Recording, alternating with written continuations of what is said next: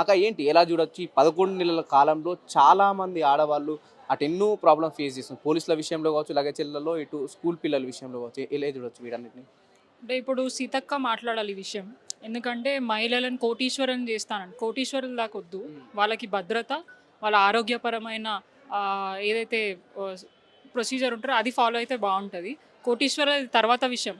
కానీ వాళ్ళకి ఏదైతే ఇబ్బందులు పడుతున్నారో గురుకులాలు స్కూల్స్ కానివ్వండి, కాలేజెస్ కానివ్వండి, రాష్ట్రంలో జరుగుతున్న అరాచకం మహిళల పట్ల వుమెన్ కమిషనర్ నేరెళ్ళ శారద గారు కేవలం ఆయన ఆమె ప్రైవేట్ స్కూల్స్‌కి, కాలేజెస్‌కి మాత్రమే వాళ్ళు విజిట్ జేయడం జరుగుతుంది. మరి ప్రభుత్వంలో ఇంత ఇబ్బందికరమైన సిట్యుయేషన్స్ పిల్లలకుండి అంటే పాయిజనస్ ఫుడ్ తింటూ క్వాలిటీ మెయింటైన్ జేయకుండా పిల్లలు చాలా అంటే ఆరోగ్యపరంగా ఇబ్బందులు పడుతూ వాళ్ళు ధర్నాలు జేస్తున్నారు రోడ్ల మీదకొచ్చి. దానికి గూడా రాజకీయం అంటగట్టడం అంటే వాళ్ళకంటే మూర్ఖులు ఎవరు లేరని నేను అనుకుంటున్నా. ఎందుకంటే సీతక్క గారంటే మాకు చాలా గౌరవం. ఒక మహిళగా ఆమె ఎప్పుడు జూషినా ఎవరైనా గూడా నేను మహిళలకి ఇబ్బందయితే నేను ఫస్ట్ ఉంటా మాట్లాడతా అని అంటున్నారు. మళ్ళీ రాష్ట్రంలో ఇంత జరుగుతున్నా గూడా ఆమె మౌనం ఎందుకు ఐ మీన్ సైలెంట్‌గా ఎందుకుందో అర్థం అవ్వట్లేదు. మొన్న జరిగిన ఆహ్, మన ఏమంటారు లగచర్ల ఇష్యూ గూడా సీతక్క గారు ట్రైబల్ ఆమె గూడా అక్కడున్న గిరిజన బిడ్డలు ఇంత ఇబ్బంది పడుతున్నారని ఇప్పటిదాకా గూడా ఆమె మాట్లాడలేదు. మరి వాళ్ళకి సంబంధించిన వ్యక్తులే గదా! గిరిజన బిడ్డలందరూ గూడా ఆమెకు సంబంధించిన వ్యక్తులే. అప్పుడేమో బీఆర్ఎస్ పార్టీ ఉన్నప్పుడు అధికార ప్రతిపక్షంగా వాళ్ళున్నప్పుడు ఏ చిన్న ఇష్యూని గూడా వదలలే.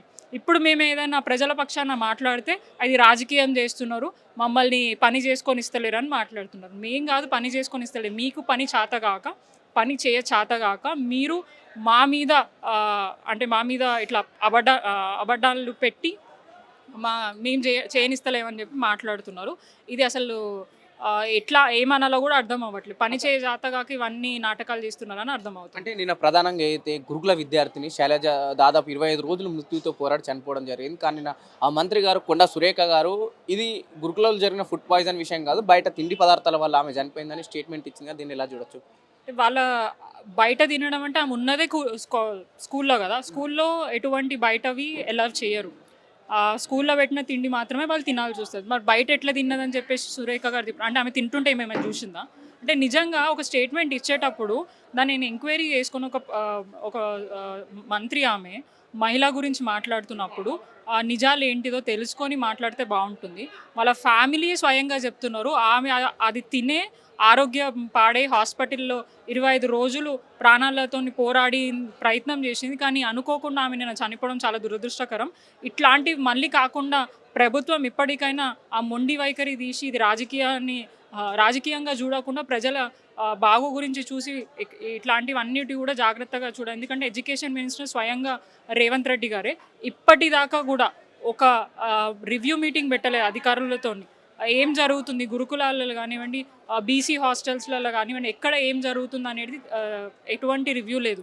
అండ్ ఒక ఇన్స్‌పెక్షన్ లేదు. అధికారులు కూడా సరిగ్గా పట్టించుకోవట్లేదు. సో, కేవలం వాళ్ళ రాజకీయ ఏవైతే అవసరాలున్నాయో వాటి మీద మాత్రమే ఫోకస్ చేస్తున్నారు తప్ప, ప్రజల బాగు గురించి, మంచి గురించి ఆలోచించే పరిస్థితి కాంగ్రెస్ పార్టీకి లేదు. ఎందుకంటే రేవంత్ రెడ్డి గారు ప్యూర్‌లీ వాళ్ళ ఫ్యామిలీ గురించి, వాళ్ళ పార్టీ నాయకుల గురించి, ఆయన గురించే పనిచేస్తున్నారు తప్ప, ప్రజల సంక్షేమం గురించి, అభివృద్ధి గురించి పనిచేయట్లేదు. ఏదైతే 100 రోజుల్లో చేస్తా అన్న గ్యారంటీలు ప్రజలు గూడా ఓకే. కొత్తగా వచ్చింది కదా! టైం ఇద్దామని. కానీ ఏడాది అయితుంది గదా! కనీసం నువ్వు ఇచ్చే హామీలు గాదు. గత ప్రభుత్వం ఇచ్చిన హామీలైనా కంటిన్యూ జెయి. మహిళల గురించి కేసీఆర్ కిట్ ఉంది. న్యూట్రిషన్ ఫుడ్ ఉంది. అవన్నిటి గూడా పక్కకు పెట్టినారు. వాటి మీద గూడా ఫోకస్ లేదు. అసలు ఏం జరుగుతుందో రాష్ట్రంలో గూడా ఎవ్వరికీ అర్థం అవ్వట్లేదు.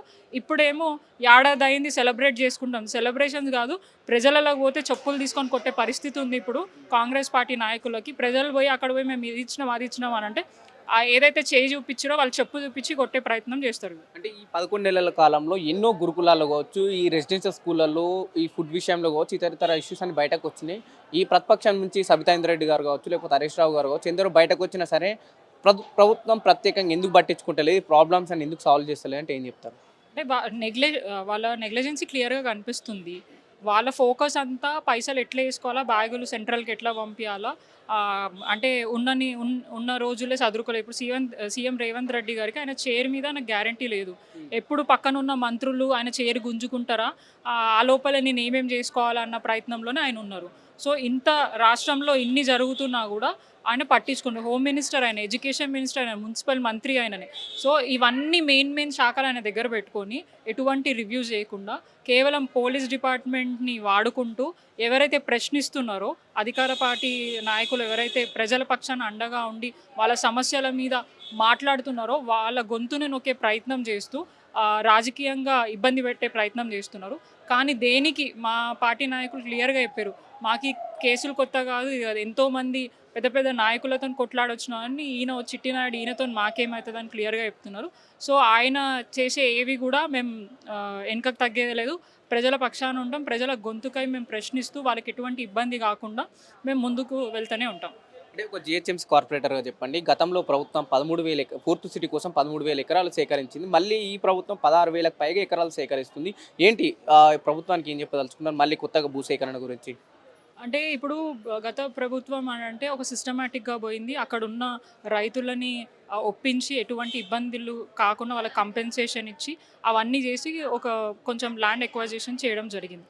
ఇప్పుడు ఉన్న ల్యాండ్‌లో చేయకుండా ఇప్పుడు ఆయన కాన్స్టిట్యుయెన్సీలో వాళ్ళ అల్లుడు కోసం ఫార్మాసిటీ పెడుతున్నా అని చెప్పేసి ప్రజలను ఇబ్బంది పెట్టి రాత్రికి రాత్రి పోలీసులను పంపించి అక్రమ కేసులు రైతుల మీద పెట్టి వాళ్ళొక రౌడీలు, ఒక తీవ్రవాదుల్లాగా చూపిస్తూ వాళ్ళని హీనంగా కొట్టి ఇబ్బంది పెట్టే ప్రయత్నం వాళ్ళు చేసిర్రు కాబట్టి మా నాయకులందరూ కూడా వాళ్ళకి సపోర్ట్ చేయడం జరుగుతుంది. అంటే నేనేమంటున్నా అంటే ఫస్ట్ నీ ప్రయారిటీస్ ఏంటి? పబ్లిక్‌కి మీరేం చెప్పి అధికారంలోకి వచ్చిర్రు? మహిళలని కోటీశ్వరులను చేస్తా అన్నారు. కోటీశ్వరుల దాకా వద్దు. నువ్వు ఏదైతే హామీలు చెప్పినావో తులం బంగారం, 2,500 పెన్షన్లు పెంచడము, నిరుద్యోగులకి ఇది. ఇప్పుడు మొన్న నిరుద్యోగులు ఎవరైతే 50,000 ఉద్యోగాలు నేను ఇచ్చినా అని చెప్పినా, అసలు నువ్వే ఒక మీటింగ్‌లో నేనొచ్చి 4 నెలలే అవుతుంది. మేము అంటే పరిపాలన 4 నెలలే మేము కరెక్ట్‌గా చేసినాం. మిగతా అంతా ఎలక్షన్‌లలో పోయింది. మేము ఇంకా చదువుకోలేదు, కూసోలేదు అని మాట్లాడుతూ, మరి వచ్చిన 4 నెలల్లో నువ్వు నోటిఫికేషన్ చేసినావు, ఎగ్జామ్స్ చేసినావు, ఇదేంది రిజల్ట్ ఇచ్చినావు, వాళ్ళకి పత్రాలు కూడా పంపిణీ చేసినావా? అంటే ఎంత మూర్ఖత్వం అనంటే మంది బిడ్డ నా బిడ్డ అని చెప్పుకునే ప్రయత్నము రేవంత్ రెడ్డి గారు చేస్తారు. గత ప్రభుత్వ హయాంలో జరిగిన అభివృద్ధి అంతా కూడా దాన్ని కాలరాస్తూ మళ్ళీ నేనే చేస్తానని ఆయన చెప్పడం. హైదరాబాద్ ఒక బ్రాండ్ ఇమేజ్ ఇప్పుడు రియల్ ఎస్టేట్ కంప్లీట్గా పడిపోయింది. చాలామంది ఇప్పుడు పాస్ అవుట్ అయ్యి ఎవరైతే విద్యార్థులు ఉన్నారో ప్రైవేట్ జాబ్స్కి వెళ్ళలేక మార్కెట్ అంతా పడిపోయి రోడ్ల మీద ఇష్టం వచ్చినట్టు తిరుగుతున్నారు. వాళ్ళకు కూడా నిరుద్యోగ వృత్తి ఇస్తాను ఆ ముచ్చట లేదు. కనీసం ఉద్యోగాలు ఇచ్చినా కూడా చేసుకుంటాం మేము అని అంటే బయట రాష్ట్రాల నుంచి వచ్చే కంపెనీస్ని కూడా రానియకుండా చేస్తూ ఒక ఐటీ మినిస్టర్ ఉన్నాడా లేదా కూడా మాకు అర్థం అవ్వట్లేదు. గత ఐటీ మినిస్టర్ ఉన్నప్పుడు ఎన్నో శాఖలు ఇక్కడ రావడం జరిగింది, ఎన్నో కంపెనీస్ వచ్చాయి, ఎన్నో ఇన్వెస్ట్మెంట్స్ వచ్చినాయి, చాలామంది జాబ్స్ చేయడం జరిగింది. ఇప్పుడు చాలామంది పిల్లలు మేము మా ఎడ్యుకేషన్ అయిపోయింది, జాబ్స్ దొరకలేదు, మీరు ఏమైనా హెల్ప్ చేయండి అని చెప్పి రావడం జరుగుతుంది. సో ఇంత జరుగుతున్నా కూడా రాష్ట్రంలో అంతా బాగానే ఉంది, ప్రజలందరూ చాలా సంతోషంగా ఉన్నారని చెప్పేసి మాటలు మాట్లాడుతూ రీసెంట్గా మహారాష్ట్రకు కూడా పోయిండ్రు. అక్కడ కూడా అబద్ధాలు ప్రచారం చేసిండ్రు. కానీ ఆడ చూస్తే ఈయన పోయిన ప్రతి కాడంతా కూడా ఓడిపోయింది. ఆయన లెగ్గు మహిమ, ఎక్కడ లెగ్గు పెడితే అక్కడంతా నాశనం. ఇప్పుడు ఆయన ఏదైతే వచ్చిన కాడి నుంచి చెప్తుండో రాష్ట్రం అంతా అప్పుల పాలైందనంటే అప్పులు మాత్రమే లేదు, అప్పుల కంటే మించిన ఆస్తులు ఉన్నాయి. ఆ ఆస్తులను కాపాడుకుంటూ ఇంకా కూడా ఆ ఆస్తులను పెంచే ప్రయత్నం చేయాలి. కానీ కంప్లీట్గా తెలంగాణ బ్రాండ్ని, హైదరాబాద్ బ్రాండ్ని కాలదొక్కి కేవలం వాళ్ళ కుటుంబం కోసం, వాళ్ళ నాయకుల కోసం, ఆయన కుర్చీ కోసమే పనిచేస్తున్నాడు తప్ప ప్రజల కోసం ఎవరు మంచి చేయాలని చెప్పేసి అయితే పని చేయట్లేదు. సో ఇది ప్రజలందరూ గమనిస్తున్నారు. రేపు వచ్చే ఎలక్షన్లు ఏవైనా కూడా వాళ్ళకి బుద్ధి చెప్పడానికి సిద్ధంగా ఉన్నారు. ఆయన ఎలక్షన్ దాకా వద్దు, వాళ్ళు ఏదైతే 1 year సెలబ్రేషన్స్ చేయడానికి నియోజకవర్గాలలో కానివ్వండి, డివిజన్లలో కానీ వాళ్ళు కాంగ్రెస్ పార్టీ వాళ్ళు ఇక్కడ కనిపించినా కూడా చెప్పులు తీసుకొని కొట్టే ప్రయత్నం అయితే చేస్తున్నారు. తెలంగాణలో ప్రజాపాలన విజయోత్సవాలు అయితే కాంగ్రెస్ పార్టీ చెప్తున్నారు, కరెక్ట్ కాదంటారా? కరెక్ట్ కాదు కదా. ఇప్పుడు నేను కావాలంటే రేవంత్ రెడ్డి గారు ఒక వీడియో చూపిస్తాను. రీసెంట్గా మాట్లాడిండు ఆయన, 4 నెలలు అవుతుంది మేము పరిపాలన సరిగా చేసి, మిగతా అదంతా ఎలక్షన్లలో పోయినాయి, మళ్ళీ 6 గ్యారంటీలు అంటున్నారు. ఎక్కడి అలా రాష్ట్రం అంతా అప్పుల్లో అయింది. అసలు అదే అంటున్నా, అందుకనే కదా మహారాష్ట్రలో ఓడిపోయింది. మహారాష్ట్ర ప్రజలు తెలంగాణలో ఏం జరుగుతుంది 11 నెలల కాలంలో అనేది చూసిర్రు. ప్లస్ ఇక్కడున్న ప్రజలందరూ కొంతమంది అక్కడికి వెళ్ళి క్యాంపెయినింగ్ చేసిర్రు ఆయనకు అగేన్స్ట్గా. సో వాళ్ళందరికీ అర్థమైంది ఈయన అన్ని అబద్ధాలు చెప్తున్నాడు.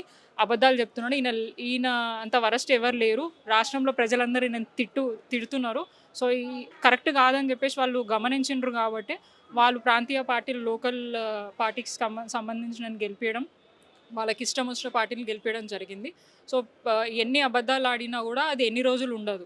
సో ఎన్ని రోజులు డైవర్షన్ పాలిటిక్స్ చేస్తాడు, మా అంటే ఇంకొక ఏడాది మళ్ళీ తర్వాత ఎలక్షన్లు వస్తాయి, అప్పుడు ఏం చేయాలా? సో ఇదే చేసుకుంటా పోతే ఆల్రెడీ ప్రజలకు అర్థమైంది. రోజంతటా కూడా కేసీఆర్ పేరు తలుచుకోవాలా, కేసీఆర్ని తిట్టాలా, కేటీఆర్ గారిని తిట్టాలా, బీఆర్ఎస్ పార్టీ నాయకుల మీద అక్రమ అరెస్టులు పెట్టాలా, ఇబ్బంది పెట్టాలి. ఇవి మాత్రమే రేవంత్ రెడ్డి గారికి తెలుసు. మిగతా పరిపాలన చేత కాదు. ఎందుకంటే ఒక రౌడీ బుద్ధి ఏదైతే ఉందో అది మాత్రమే ఆయన చూపిస్తున్నాడు. కానీ ఒక సీఎం ఎట్లయితే వ్యవహరించాలో, ఒక మీటింగ్కి పోయినప్పుడు ఎంత హుందాగా మాట్లాడాలి, ఎంత మంచి మంచి విషయాలు చెప్పాలనేది మాత్రం ఈయనకు చేత కాదు. సంపుతా, పేగులు మెడలు వేసుకుంటా, ఇవి ఒక సీఎం మాట్లాడే మాటలు. సరే అది నువ్వు ఎప్పుడు చేయాలి? ఎలక్షన్స్ టైంలో ఇట్లాంటివి ఏవైనా ఆపోజిషన్ పార్టీ వాళ్ళ మీద మాట్లాడదు. కానీ నువ్వు రేవంత్ రెడ్డి సీఎం, ఒక చైర్కి ఒక వాల్యూ ఉంది. కనీసం నీకు వాల్యూ లేకపోయినా ఆ చైర్కైనా ఉంది. ఆ చైర్కున్న వాల్యూని తీసేస్తున్నాను. సో ఇప్పుడున్న ప్రజలందరూ కూడా అసలు ముఖ్యమంత్రిని ఇంత వరస్ట్గా తిట్టడం మేము ఎక్కడా చూడలేదు ప్రజలు. సో ఇక ముందు కూడా ఆయన వైఖరి మార్చుకోకపోతే ఇక దీనికంటే వరస్ట్ సిచ్యువేషన్స్ని తెలంగాణ ప్రజలు కాంగ్రెస్ పార్టీకి చూపించడానికి రెడీగా ఉన్నారు.